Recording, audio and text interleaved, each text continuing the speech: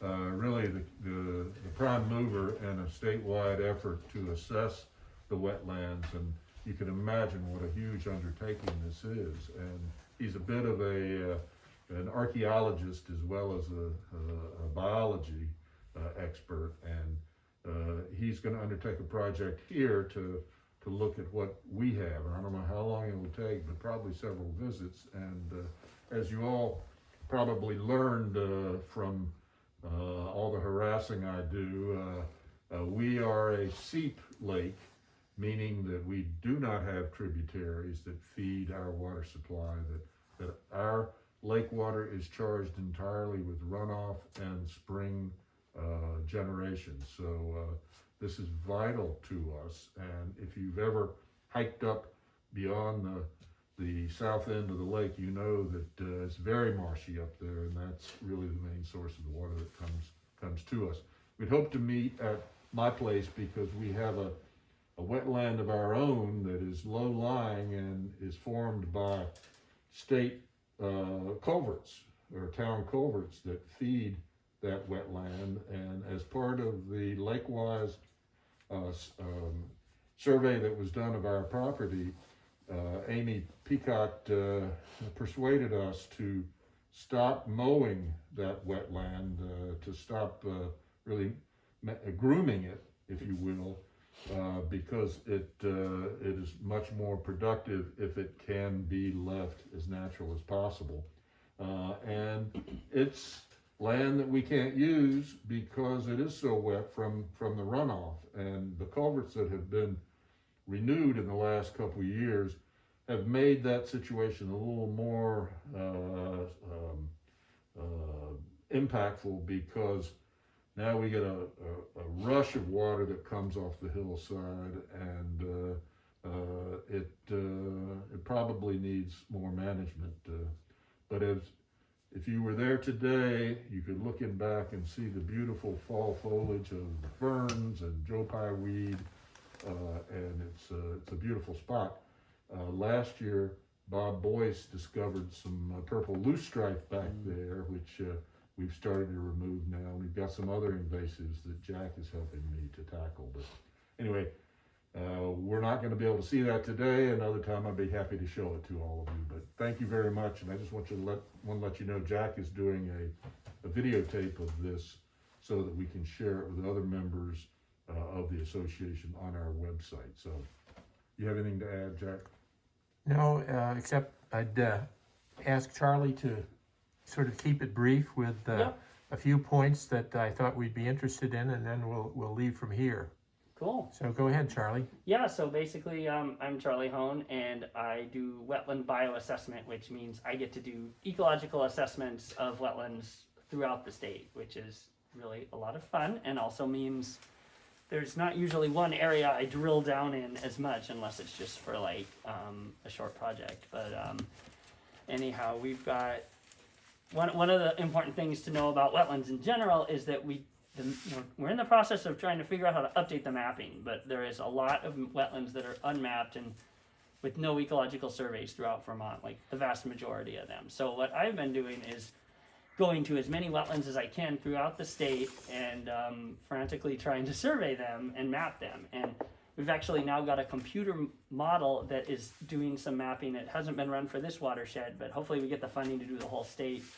But we've been feeding it with like mapping iDraw and other mapping and teaching it to detect wetlands, which is pretty cool. And so then it spits out a map. And so I've been working some down in Otter Creek Basin on updating that. The map I sent you, I just drew. But we're trying to download my brain into this computer so that it can do it too. But yeah, so I do several layers of sampling, and during the core field season, I go out where I do vegetation plots, where I identify every plant. We take water samples and look at the soils, and do a rapid assessment. This time of year, we only do the rapid assessments, although if you know, depending on the wetland, I'll make a plant species list if it's appropriate. And then, yeah, so this time of year, I get to do stuff like this and kind of less detailed, but more overview. But I can, if we have time, I can show you all how the rapid assessment works. If not, I can send you one later. And I've been a little less so because I've got a baby and a 4-year-old, but I'm very active on iNaturalist, and I know it's been great looking at that. So, since I've been a little less up on it lately, if you have, and I'm like more of a botanist than anything. So if you put in a butterfly, I might not know it, but if you get good photos of a plant, if you just write @ and then Charlie, it'll send me a message and I'll look at it. So feel free to do that all you want. I like it. I've done that, and he does follow up on that, so I recommend it. Yeah, and that's, I think, one of the most important ways, since it's free and pretty easy to do, to if you see a weird plant, you don't know what it is, it might be an invasive, or even if it's a native plant and it's something new and cool, then please do put it in there, let me know, and we can really keep tabs on them that way. But yeah, basically the way I drew that map was with both the air photos and this LiDAR elevation data, where they basically fly planes over and shoot lasers at the ground. And I don't know exactly how it works, but it gives you very detailed, sub-meter accuracy. You can see little bumps in wetlands and stuff, like the little hummocks. So that makes it really easy to find certain types of wetlands. I won't always tell you where, sometimes seeps are still hard to find because they're also driven by where the cracks in the bedrock and stuff are. But so that allows us to see what we see. And I'm also curious, I saw on the air photo that over that hill, it's not in the watershed, but there's some really nice wetlands up there. And I don't know how to determine this because I'm not a geologist, but I wonder if some of those wetlands are supplying water to the lake, if there's fractures through the rock, because this lake has a tiny watershed, but there's some massive wetlands over there. So that might be a future thing if those landowners are interested, as I could potentially come out. And I don't know if the wetlands here are big enough that we would do our more detailed survey, but definitely potentially those bigger ones over there. I don't work on permitting, so if you ask me questions about that stuff, I worry I would give the wrong answer, so be warned. But I can connect you all with resources if you have questions about those things. Did anyone have? So on that point, we've talked a little bit about your suggestion about, and Will has mentioned this, about having another wetlands, more general discussion later on. And Corey, do you want to say anything about that, or Will? Yeah, that's something the Conservation District is planning to offer. Awesome. It's kind of been held up by COVID because it's hard to Yes. get large in-person gatherings. But And you would have information on permitting and that sort of stuff. more understanding compliance and responsibilities of landowners, and what options are available for funding support for protection. Yeah. And we could loop in Rebecca Chalmers or Laura Luff here, the project program manager. But I'm lucky. I don't have to worry about that stuff. I get to just go look at wetlands, and my coworkers get jealous of me because I don't have to do permits. So Charlie, in light of what Oliver was just saying, could you say a few words about why we at Raponda should be interested in wetlands? What does it mean for us? You're having fun with it, and you've got the modeling going, and it sounds like great, but what does it mean for us? Mean? Well, this lake, as you know, is bedrock driven, seep driven. So if there's seeps, those are wetlands, and also there has to be somewhere the water is coming from. So it kind of goes in the ground oftentimes in wetlands, and there's not that many wetlands in this watershed, but that means that the ones that there are, compared with say Sadagwa Pond or Lake Dunmore or something. So the wetlands that we do have here are that much more important because they will be one of the main ways water is filtered. If you protect the seeps, then you're really protecting, there may be some underwater seeps too, but any place where you have seep wetlands, the more you can keep those intact, the more you're going to have the clean water coming into the pond. Whereas if you were to disturb those, you might have sediment coming in and erosion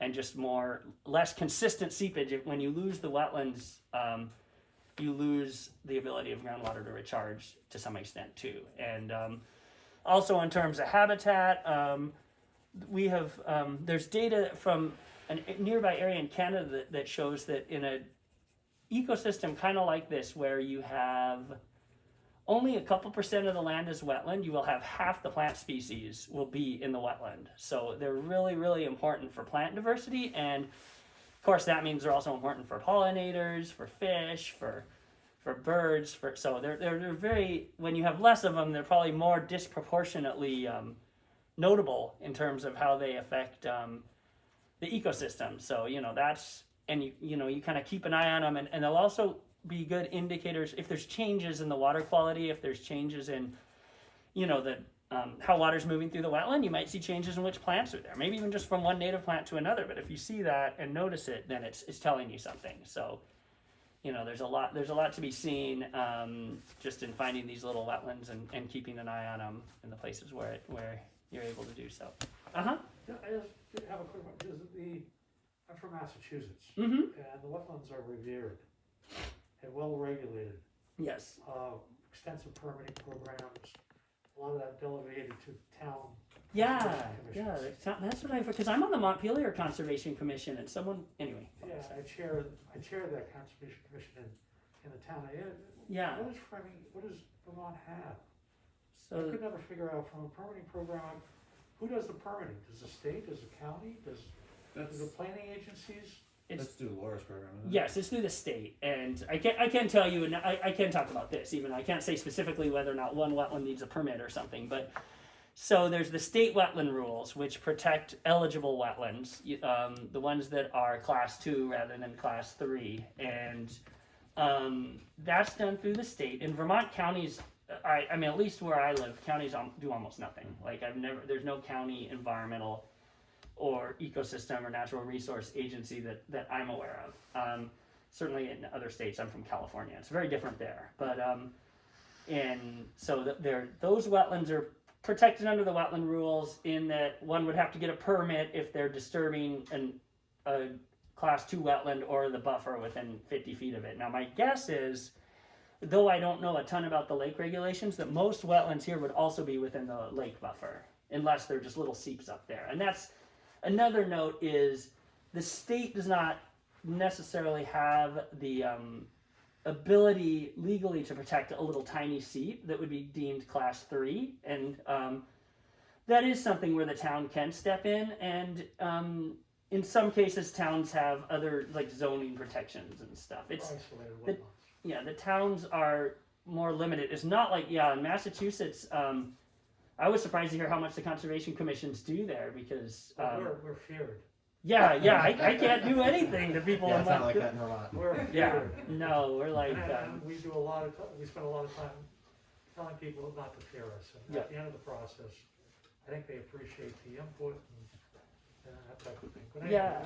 it's a very heavily regulated. yeah, I think it's just a little less, overall there's a little less development pressure, I would guess, and people do care a lot about the wetlands, but towns, it just really varies by town too, and that's another thing about Vermont, is every town is so different. And I should also say that the Federal Army Corps of Engineers also regulates some wetlands, and I'm even less an expert on that since I don't work for them, but there are times when the state doesn't protect a wetland, but the Army Corps would have rules that apply to it. So They're fairly big, 5,000 square feet yeah, areas, I think.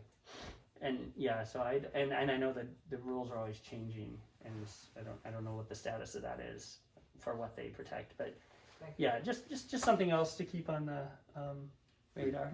You're mapping wetlands, and then and then if it meets a certain criteria, then it gets elevated, so then it would be protected depending on the right. So- you're discovering a lot of new wetlands that weren't previously mapped that are now going to have protection. Yeah, so my understanding is the wetlands that aren't mapped are on the old map, which was drawn on topo maps long ago, are still usually protected.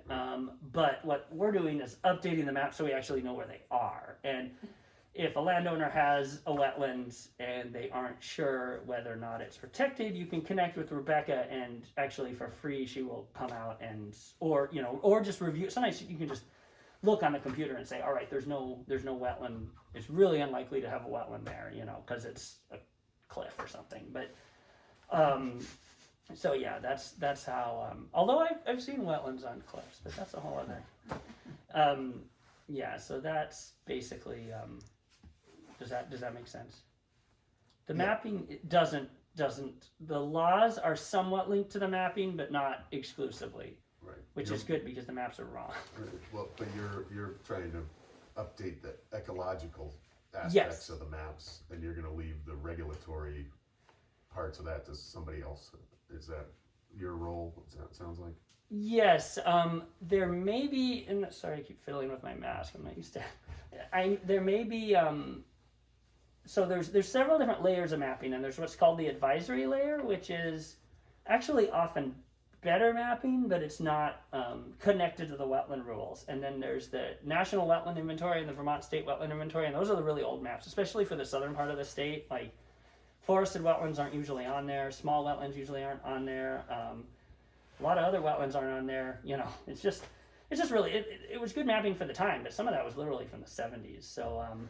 So there may be the potential farther in the future to get this new, after we've got this mapping that's much better, to get it put in the NWI. But that is beyond me, that's beyond what I do. NWI, National Wetland Inventory. And then that's held by the U.S. Fish and Wildlife Service, and then the Vermont State Wetland Inventory is basically linked to that. And right now you can change that mapping if it's like this really, really laborious process. So like if you have a wetland on your land and you want the official mapping change, you can petition it to be changed, but if it affects other landowners, they all have to be notified. And so that's like really the reason we can't just go through and say, well, this computer has improved our mapping.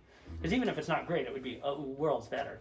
But you'd have to send a physical letter to every landowner who had wetland on their land or potential wetland in the state. And so that would actually cost more than doing the mapping.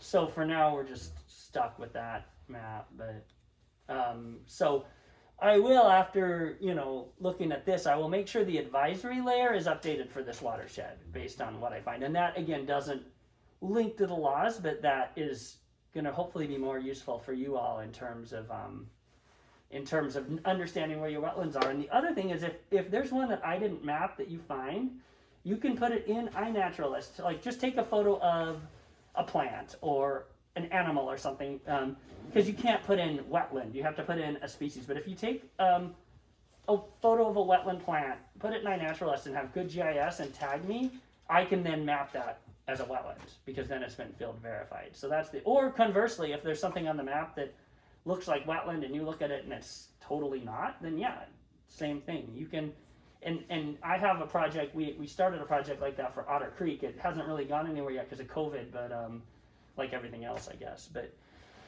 the idea is that anyone can, and it's voluntary, obviously. We would say, but I don't know why I said, obviously we're not like mandating people use iNaturalist, but I guess what I was trying to get at is if you are on private land and iNaturalist is generally like public, you don't want, for whatever reason, someone to know there's Joe Pye weed on your property, you can you can hide the location and you can set it so I can still see it if you want to, or you can just email me too. You don't have to use iNaturalist. I love it. I use it a lot, and it's really easy. So I just don't, if it's not raining too hard, I'll probably, if we're not on private property, dump a bunch of stuff on it today, because it's really good for recon too.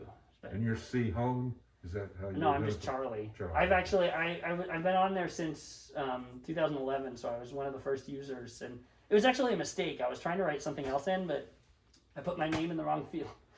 And now I think it's funny because there's like millions of people who use it now, and I'm Charlie on there. So yeah, but you'll see. You can also look at your project, and I've identified some stuff. You can find me on there. So what would you do like today? Oh, sorry. That's all right. For your how long does it take you to do it doesn't have a lot of wetlands, like you said, but I mean, a rapid bioassessment, maybe do a whole watershed in a day, or what do you? Oh yeah, I mean, I'm not going to go to every spot in the watershed because we don't have permission to go to every spot in the watershed anyway. But this is actually to do the mapping. I would do rapid assessments of a couple wetlands. I don't have to rapidly assess every wetland. I can actually just do an iNaturalist point or something similar, or note it and then map it. So there isn't really a lot that needs to be done to, and in fact I can update the mapping without going to the site. It just has less, it's going to be less precise and more prone to error because I haven't seen it, especially when it's so, far away from, this is kind of a unique spot. I didn't realize how high this was. I was looking at the topo map the other day, and it's like, it's almost 2,000 feet, right? Yes, No. 1,800. Yeah. Yeah. Yeah. Which is pretty Andrew? Taking Will's Wetland as an example, you're saying the state and the town might both have an interest in his desire to bring in 50 yards of fill and make a croquet court out of it. But that is a subject for some other meeting. Yeah, I would definitely connect with Rebecca and I don't know whether the wetland is class 2 or not. Mhm. So whether or not something needs a permit, and I'm not even like allowed to determine whether it's class 2 or not. But Yeah, there if is a you- process by which the state might say, that is a class 2 wetland and he may not make a croquet court out of it. Right, or perhaps you'd get a permit to do it, but I don't know. Which he probably doesn't want to do. Yeah, no, that's good. But, Obviously agreed to stop mowing it, for example. yeah, we don't have to mow a croquet court. Right? You've got a tough area to put a croquet court in down at your place, I think, from what I've seen. Is there a flat area that you were Hope planning to do Springs this in? Eternal. Maybe a floating one on the lake. There's probably a rule against that also. Yeah, I know. See, I don't. Not for me. It's not a wetland. Yeah, it's a lake encroachment violation. Yeah. We have exemptions for hockey, but not cricket. Yeah, ice croquet. Anyway. Okay, Classified thanks. as a dock, you can have 500 square feet if you've got 100 foot of shoreline. True. So Oliver, do you have anything you want to add to this that fits with what you were talking about with Well, us in the I would previous just say hour? that the wetlands program has been successful with reclassifying wetlands to class 2, in some cases even class 1, through this similar rulemaking process that I was talking about with reclassification. So that's a feature of the landscape where our program, and I'm sure working with partners, has been successful in increasing protections. And they don't use nutrient criteria like we do for lakes. They have what they call wetlands functions and values, which Charlie knows more about than I do, and use that to define, if a wetland is of a high quality, and then if so, can be reclassified. That's been done successfully, getting through that whole legislative process. So that's also sort of in addition to looking at the Ripton Stream petition as a model for what we're trying to do with reclassifying lakes and ponds. The successful rulemaking to classify wetlands as class 1 and class 2 is another model that we're using, and as we begin to think about reclassifying lakes and ponds. Yeah, my guess is there probably aren't any wetlands along this pond that would be classified as class 1 because it's generally for larger and more I don't know, unique is the wrong word. Every wetland is unique. But like Ripton has a class 1 wetland, but it's a beaver wetland bog complex that's probably like half the size of this whole lake. So this isn't to say, and anyone can petition anything for class 1. I mean, you can petition I joke about it. I have something really similar. When we bought our land, there's a seep in a lawn, and I stopped mowing it, and it's now my like little passion is to like restore this little tiny wetland. It's been lots of fun, but I'm like, I can make it class 1. Well, it's not even class 2, but I probably couldn't because I could petition it. It's but it probably wouldn't go anywhere. But it's potentially other wetlands in this area outside the watershed, like those ones up there. Again, it's kind of like what Oliver was saying. This so far, the state isn't petitioning. We petitioned a few to get the process going, but this is more something a conservation group or town would do. And if the property owner doesn't want it, it's probably not going to happen given how many other wetlands there are where, the property owner is like the Nature Conservancy, or there's a lot of property owners who do want it, but it's, I haven't tried to track down those property owners or anything. So, but probably for these little ones around the edge, there's none like that are class 1 that I'm aware of. There's one in Burlington, the North Shore wetland, that is pretty dinky, but I think it was classified because the community was really concerned about something happening there, like putting in a development. So, Okay, So, great. thanks, Thank you very Charlie. much. And Charlie's gonna head out on a watercraft, and some other people are gonna stalk him. So I'm down. we're really grateful for you being Yeah. with us today, and thank you for the work that you're doing with the lake. And Yeah. I would encourage you to think about that wetland on the other side of the ridge. I'm Yes. really interested in it. Yeah, and do you know the people who own that wetland? I don't, but We can we'll just send find them a out. postcard, and Yep. I should say that with the more detailed wetlands surveys, we rotate through the state on a 5-year basis for each watershed. This one might be next year, but I'm not sure. Is this the same as the basin planning process? Yes. Okay. Yes. They just released We just the finished last it. basin plan. Okay, That's so right. soon, in the next few years, and that's the kind of thing where we would definitely be interested in coming. And you know, if it's the landowner would be welcome to come. Conservation, as long as the landowner is okay with it, Conservation Commission people are welcome to come. It's, you know, it might get a little boring when I'm like taking water samples, but yeah, it's a. All right, And thank I you. just want to mention Corey Ross is our local watershed district manager, so. I'm with the conservation.